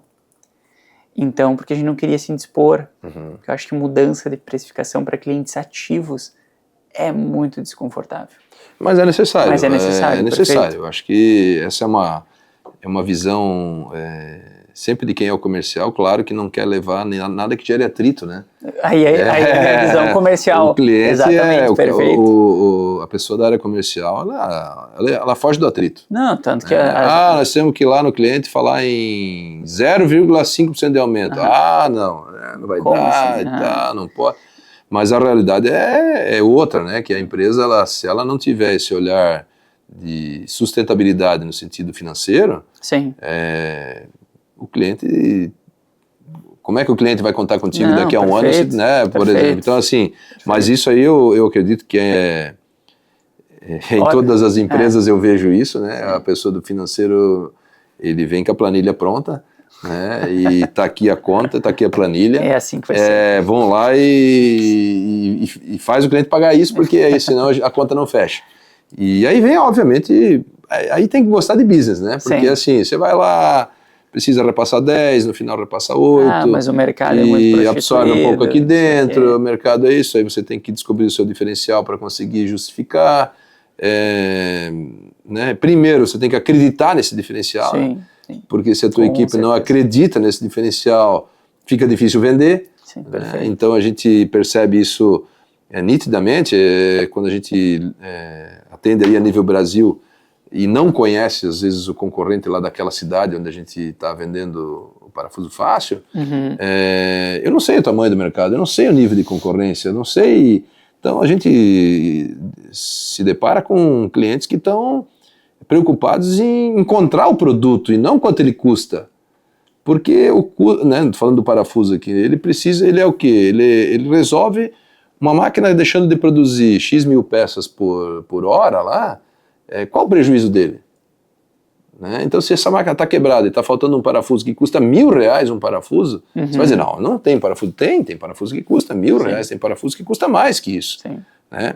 E também, às vezes, não estou falando de uma peça, mas a peça que ele precisa trocar lá, precisa trocar 500 parafusos que vão custar R$10.000. Né?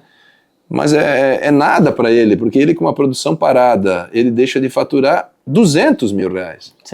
Então, o que a gente oferece para esse cliente é encontrar de forma muito rápida, porque ele vai entrar na internet e já vai identificar o que ele precisa. A gente despacha essa solução para ele de forma... hoje a gente entende como rápida, porque muitas vezes esse parafuso tem, por exemplo, na fábrica. A fábrica leva 10, 15 dias para entregar, eu entrego em 2 dias, em 3 dias, depende da localização, né? Claro que quanto mais distante... o transporte ainda é uma barreira, né? Não tem como fazer milagre, é uma peça física, ela precisa ser transportada de forma física. E ainda não tem teletransporte. Não tem teletransporte e não vai ter tão cedo, eu acredito, para todos os tipos de materiais. Então, assim, existe sim esse deslocamento, que depois de um certo volume a gente vai alinhar com centros logísticos distribuídos aí. Mas que hoje a gente ainda está na fase, na etapa de disponibilizar a solução, de ser fácil de ser encontrado, né? E de nós termos no estoque a solução, porque muitas vezes dentro desse enorme mix de produtos que a gente tem, ainda surgem consultas diariamente de itens que a gente não tem. Então a gente tem aí uma expansão grande para fazer de estoque, que tem que caminhar junto com o crescimento do projeto. Né? Também não posso sair comprando tudo que existe de parafuso e colocar no estoque. Para depois descobrir qual o volume de vendas, não tem como. Né? O mercado é muito amplo. Né? Tem duas coisas que tu comentou, vezes volume de estoque, vezes máquinas, que eu até tinha anotado aqui, ó, máquinas vezes produtos. Qual linha de máquina, qual maquinário e linha de máquina produtiva que gera um maior volume de necessidade do produto de vocês. Que quem sabe seja uma estratégia para B2B e não para B2C. Para colocar como um perfil ideal de cliente. O que a gente faz assim, a nossa estratégia sempre é B2B. E o que vem de B2C é lucro. Um efeito colateral. Exatamente, é um efeito colateral. Não vou nem chamar de lucro porque muitas vezes atender o B2C com 1, 2, 3 parafusos, ele não gera lucro, ele gera até prejuízo, né? Mas para nós, assim, nós não vamos perder a nossa premissa inicial, que é atender como uma loja atende. É vender o que a loja vende. Se ela vende uma peça, eu vou vender uma peça na internet. Então hoje, se entrar lá no nosso site, na plataforma parafusofácil.com.br, você vai ver lá vendemos desde uma peça. E eu vendo mesmo. Então assim, eu vendo de tudo uma peça? Não. Mas da curva A eu vendo uma peça. Legal. Né? Eu tenho itens lá que são especiais. Então assim, a gente só vende a caixa fechada, mas a grande maioria eu vendo uma peça. Desde uma peça. Sim. Né? A maior procura é por pouca quantidade? Em quantidade de pedidos, sim, mas em faturamento, obviamente que não. Então Sim. a gente tem, nosso alvo é o B2B, né? E deixa o B2C comprar, né? Qual é o problema? Está lá para vender, então compra quem precisa. Não, perfeito. Né? Mas sem dúvida que o B2B é o nosso alvo principal, tanto na loja física também já é, sempre foi, né? Sim. Nosso atendimento à indústria. Agora, assim, qual o segmento que mais consome, né? A gente mira em alguns segmentos, né? Moveleiro é um segmento que consome muito, metal mecânico, fabricante de máquinas é um segmento que consome muito, o segmento náutico é um segmento que consome muito, construção civil, parafuso inox, construção civil é um segmento que consome muito. Então, são praticamente esses os principais segmentos. Mas a gente sabe que a indústria, por exemplo, manutenção de empresas, independente do segmento. Né? Vamos pegar aqui a indústria alimentícia. Tem manutenção e muita manutenção, porque lida com carnes, lida com molhado, né? Lava muito. Então, assim, é tudo de inox. O segmento têxtil dá muita manutenção. Então, assim, a gente tem uma linha muito variada que atende. Olha, é difícil dizer o segmento que não atende, né? A gente percebeu um aumento no número de pedidos para fazendas, por exemplo. A gente, fazenda, né? Fazer cerca. Alambrados. Entendeu? Sim, fazer porteiras, fazer cerca, fazer construção. Então, assim, caramba, um segmento que a gente não conhece aqui na nossa região, né? Porque a gente não tem grandes extensões de terra aqui na nossa região que geram tantas fazendas, né? Sim. Claro, para Lages, para aquela região sim, mas aqui no nosso polo metal mecânico aqui, têxtil aqui de Jaraguá, Joinville, Blumenau, a gente não tem esse mercado. E, no entanto, tem uma linha de elementos de fixação que a gente está vendendo muito bem para esse segmento. Então, assim, a gente também está aprendendo quais são os segmentos que existem, né? E que bom, a gente está podendo abrir novos segmentos, novos clientes. A gente tem uma parcela importante dentro do nosso faturamento que são de clientes novos de primeira compra, e isso obviamente é fantástico, né, porque a gente está ali oxigenando a carteira de clientes, né, isso é extremamente importante, e também é resultado obviamente de uma expansão a nível Brasil, uma expansão nesse mundo digital, que vai trazer clientes novos. Né? E aí entra a questão do mundo digital, e a gente vai se encaminhar. Quanto tempo deu? 45. Ei, passa rápido, né? Tá, eu fiquei impressionado, olhei para a loja agora, me chamou a atenção, digo, caramba, é quase meio-dia, cara. Ainda bem que eu te perguntei ontem, vai dar meio-dia. E depende muito do ritmo da se ficar conversa, conversando, vai embora. Fechou. Mas né? aí a gente tem, até perdi o fio da meada que eu ia falar. Mas, quem tá falando de mercado, enfim, existe uma dificuldade muito grande nessa questão de percepções, e quando me chamou a atenção que tu assumiu a presidência da CDL, e isso foi fantástico, porque tu tem uma visão muito boa de quem iniciou, e tu manteve essa visão ativa. Eu acho que isso até fez parte do convite para mim participar da entidade, né, é uma empresa que tem já uma experiência, né, são 28 anos como empresário e como empresa, e que passou por loja física, que tem loja física, que tem televendas, que entrou no mundo digital. Então acho que a gente tem ali uma experiência interessante para passar justamente para a grande massa dos empresários, né? Lojistas e varejistas, que é o que a CDL responde, prestadores de serviço também, podendo servir de modelo, servir de exemplo, e agregar, né? Trazer experiência, trazer pessoas que têm experiência. Eu acho que isso é muito bacana, o trabalho que vocês fazem de fazer essa troca de ideias com empresários e poder espalhar isso, porque eu acho que qual o maior ganho de você participar de uma entidade dessa, né? É conhecer pessoas novas, que falam a tua linguagem, né? Quer dizer, dá para ir para jogar futebol, mas dá para ir para, enfim, fazer diversas atividades aí, mas ali é um lugar que você conversa com empresas que têm com empresários e com pessoas que têm as mesmas dores, né? E também as mesmas sonhos. Sim. Não só de dores que a gente fala, a gente tem que falar também de perspectiva. Então, assim, ali são pessoas que têm as mesmas perspectivas. São pessoas que pensam igual? Não. Isso é bom. Né? São pessoas que se comunicam igual? Também não. Então, muitas vezes você vai chegar lá a primeira vez, poxa, não entrosou já na primeira e tal. Acho que falta isso nas entidades, nós temos esse cuidado lá da nossa. A gente pede, por exemplo, nós tivemos um evento semana passada da posse, né, da diretoria, tinha 350 pessoas. Posso te garantir que tinha 300 empresários, 50 familiares e jornalistas e tal, mas 300 empresários. Então, assim, nós dentro da nossa diretoria conversamos isso, espalhamos isso. Pessoal, vê se não fica a diretoria num bolinho conversando. Nossa obrigação é conectar A com B, fulano com Beltrano. Você já conhece o João? Não, ainda não conheço. Opa, vem cá, o João, você vende dobradiça, né? Então, tem um amigo nosso aqui, ele fabrica móveis. E pula para o outro, deixa os dois conversando. Então, assim, esse trabalho a nossa entidade e a nossa diretoria faz. Legal. Né? E faz isso, que aí você fica a cada 2 anos, quer dizer, são 8 ou 10 diretores a cada 2 anos, quer dizer, você já formou ao longo dos últimos 10 anos quantas pessoas com essa mentalidade? E o quanto isso é importante. E o quanto isso é importante, né? Então, assim, daqui a pouco, poxa, eu tenho um problema de logística, quem que eu poderia fazer uma visita para conversar sobre logística? Sim. Eu conheci lá numa palestra, num evento, eu conheci o seu Pedro.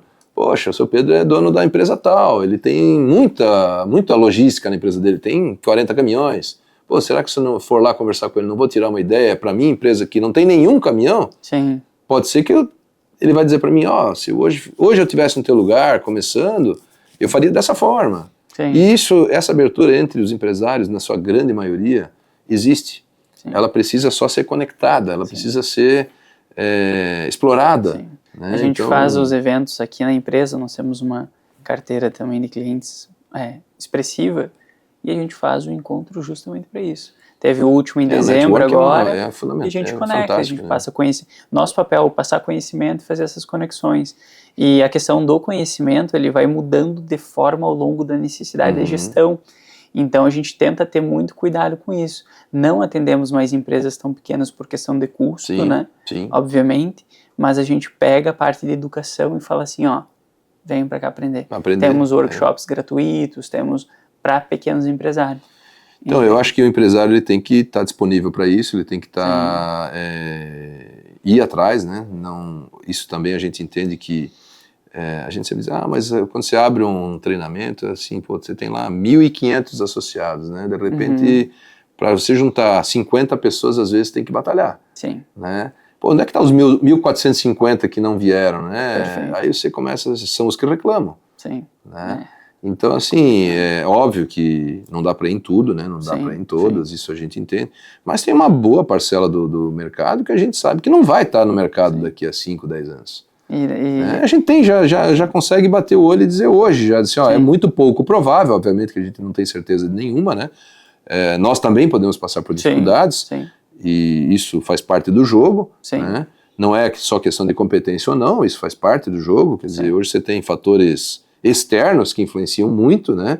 Tributação, concorrência, tem fatores externos. Mas eu acho que dos internos você tem obrigação de cuidar, né? E de procurar evoluir. Então, essa questão de treinamento da equipe, de treinamento do próprio empresário, que também muitas vezes acha, eu estou agora 28 anos completando amanhã, eu comecei um treinamento aí que é um final de semana por mês, na sexta e no sábado, falando de gestão. Né? Então, assim, fazendo uma reciclagem minha mesmo. Né? É lá em Blumenau esse treinamento, nosso escritório de advocacia que nós contratamos, que organizou para clientes, né? E um dos objetivos o nome do curso curso para herdeiros, alguma coisa assim, panorama para herdeiros, gestão para herdeiros. Então, assim, eu estou levando o filho do meu sócio, que está já com a gente na empresa, ele tem 30 e poucos anos, para a gente ter uma linguagem empresarial e vou falar uma coisa, principalmente para se relacionar pelo network. Legal. Então, assim, vai ser muito bacana, são 5 ou 6 encontros na sexta e no sábado, de fevereiro foi agora o final de semana passado, Tem agora de março, tem de abril, tem de maio, de junho. E acho bem importante, porque também já fala assim, a gente tem que estar indo em eventos, indo em palestras, Óbvio que quando você vai pegando uma experiência, você vai um pouco menos. Sim, né? sim. Mas, é mais seletivo. Mais seletivo, óbvio. Não dá para ouvir a mesma palestra há 20 anos, né? Sim. Não vou citar nomes aqui de palestrantes, mas assim, tem palestrantes há 20 anos que eu já ouvi 4, 5 vezes, né? Sim. Mas que são muito importantes para a minha equipe que não ouviu ainda. Sim. Então, eles vindo para próximo da nossa região, ou a gente enviando, nossa equipe, de vez em quando a gente está colocando o pessoal para São Paulo, lá no Retail Show, Sim. ou está colocando no Congresso de E-Commerce em São Paulo, a gente já mandou nossa equipe também. Eu já levei pessoal da minha equipe para a Alemanha, para eventos, né, para a China. Eu acho que esse desenvolvimento é extremamente importante. Eu quero pessoas que trabalhem comigo que tenham uma visão para frente. De crescimento. A gente tem que ter visão de crescimento, tem que ter visão de buscar ferramentas top de linha, né? Sim. Que queiram buscar tecnologia, que queiram ter uma conversa de empresa que tem potencial para crescer a nível, no mínimo, Brasil. Sim. Dentro dessa plataforma que a gente explicou aqui, né? Do Parafuso Fácil. E do conjunto que a gente tem de atividades dentro da Cipar, né? Que ajudem a expandir. A nossa empresa precisa crescer, ela tem potencial para crescer, tem mercado, tem time, né? E precisa, obviamente, só precisa fazer as coisas no seu tempo certo, né? Porque a gente também não pode se atropelar. Exatamente. A gente tem uma frase para a gente finalizar, Paulo, daria mais... Muito boa a conversa, muito boa mesmo. Foi marcar um segundo. Então, tem uma frase que nessa questão que eu gosto muito, que é no andar da carruagem que as abóboras se assentam. E sim, mas eu falo que se a estrada tiver muito esburacada, as abóboras quebram também. E se a gente andar muito rápido. Então, esse é o equilíbrio difícil que o empresário tem que encontrar. Né? Muito bem colocado. Eu acho que essa questão da abóbora, eu conhecia mais ou menos essa expressão com melancia, mas não faz diferença, né? Sim. Tem uma velocidade certa, né? Para cada trecho. Exatamente. Então, se eu vou daqui a Jaraguá não tem buracos, mas se eu vou de Jaraguá a Massaranduba tá cheio. Então, que é um trecho necessário. Que é um trecho necessário, mas eu tenho que andar um pouco mais devagar. Então, assim, cada trecho que eu ando, eu preciso acertar a velocidade. Às vezes, poxa, né, decolou agora. A gente conseguiu uma plataforma, depois de 2020 que a gente lançou, nós somos em 2024, então está no 4º ano de plataforma no ar, né? Do Parafuso Fácil. Sim. A empresa tem 28 anos, mas esse projeto tem 4. 4 no ar, tem mais 2 de desenvolvimento. Nós estamos agora num ponto de acelerar. Sim. A gente está com a logística dominada, no sentido de não perfeita, porque ela nunca é, mas a gente está com a logística dominando quais as frentes, onde estão as dificuldades, onde estão as barreiras, né? A gente está com a nossa equipe de vendas muito bem afinada depois desse tempo todo, então a gente está com uma equipe de profissionais que entendem o que estão vendendo, que sabem falar, que trabalharam no balcão da loja. Legal. Isso também é uma coisa, uma parte da nossa equipe trabalhou no balcão da loja, então ela tem essa sensibilidade. No nosso mercado, para você ter uma ideia, a pessoa às vezes não liga dizendo, eu quero o parafuso M10 por 30, cabeça sextavada de aço. E ele liga dizendo o seguinte, eu quero o parafuso do paralama do trator da marca tal, ou eu quero o parafuso que vai para segurar a faca da máquina de roçar grama. Quer dizer, como é que você vai saber? Sim. Né? Sim. Então, e quem sabe disso? O nosso vendedor de balcão de loja, ele sabe como se virar. Sim. Porque ali passou muita coisa já. Então hoje, por exemplo, se chegar na minha loja física, eu quero o parafuso que segura a faca da máquina de roçar grama, eles sabem qual é o parafuso. Legal. Sabe? Então, assim, essa expertise trazer junto para o e-commerce é muito importante, é fundamental, eu diria. E, enfim, a gente está muito feliz com esse projeto, muito feliz com a empresa. Eu me sinto muito jovem, eu estou completando agora 50 anos esse mês. E tenho certeza que eu tenho mais 28 ainda de gás aí para estar fazendo essa empresa multiplicar. E muitas vezes a questão não é financeira, é de conquista, né? Sim. A gente tem essa satisfação de conquistar, de desbravar, e isso é do empreendedor, isso está no nosso DNA, né?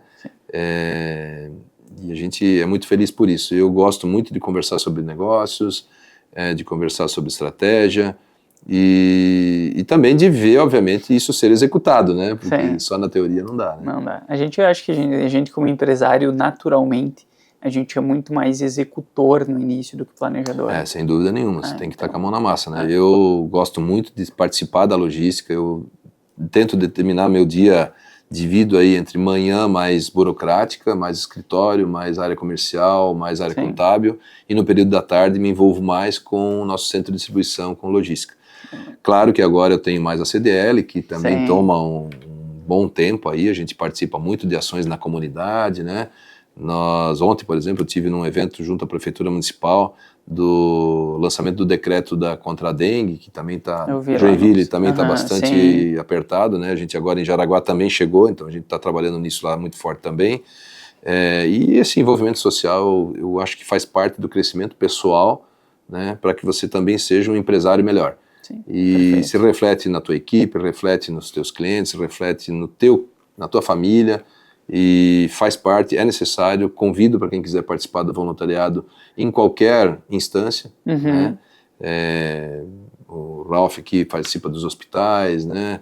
Tantos amigos empresários aí que participam de APAI, participam de, enfim, ecoterapia. Eu participo também lá do projeto do hipismo, da ecoterapia, incentivando minha filha aí no hipismo, mas conheci lá através do hipismo o projeto de ecoterapia, que me encanta, né? Cada vez que você leva lá, você tem filho agora de 5 meses, você vai ver isso mais pra frente, um dia você vai lembrar dessa conversa, quando você leva lá para um esporte de forma saudável, você vê às vezes um pai trazendo um filho com alguma deficiência, né, ou alguma carência, aí você dá muito valor para ajudar, né? E aí sim, eu sou muito parceiro desse projeto, então a gente também sempre se envolve, né? E ajuda na questão da sociedade, de ter uma cidade melhor. Eu acho que nossa região, ela é muito nobre, né? A gente fala sempre que Santa Catarina é a Suíça brasileira, né? E ela não é só porque o governo, ou até para falar a verdade, deve ser menos por causa do governo, ela é porque o nosso povo tem essa mentalidade, essa cultura de ajudar o próximo, né? de se voluntariar para diversas ações, e a gente não pode deixar isso morrer. Eu acho extremamente importante a gente ter o olhar também para essa visão social, além da empresarial, né? Exato, perfeito.